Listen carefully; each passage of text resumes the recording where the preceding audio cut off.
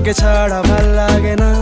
টলিউডের জনপ্রিয় তারকা জুটি দেব ও রুক্মিণী। 42 বছর বয়সী দেব কী কারণে সিঙ্গেল লাইফ কাটাচ্ছেন এ নিয়ে ভক্ত অনুরাগীদের কৌতূহলের শেষ নেই।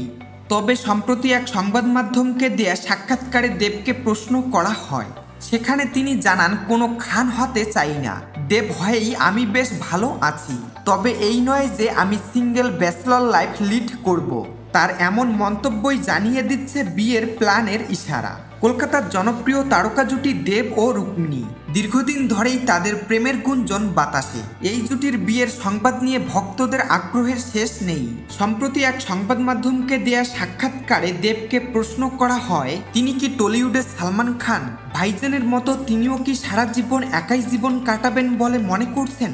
এদিকে এই প্রশ্নের উত্তরে দেব বলেন, আমি কোনো খান হতে চাই না।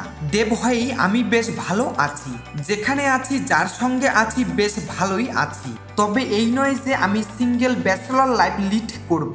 রুক্মিণীকে বিয়ে করা প্রসঙ্গে বলেন, বিয়ে হলো ভাগ্যের ব্যাপার। তবে এই নয় যে আমি বিয়ে করতে চাই না, অবশ্যই করব। একটা প্ল্যান চলছে, খুব শীঘ্রই সবাই জানতে পারবে।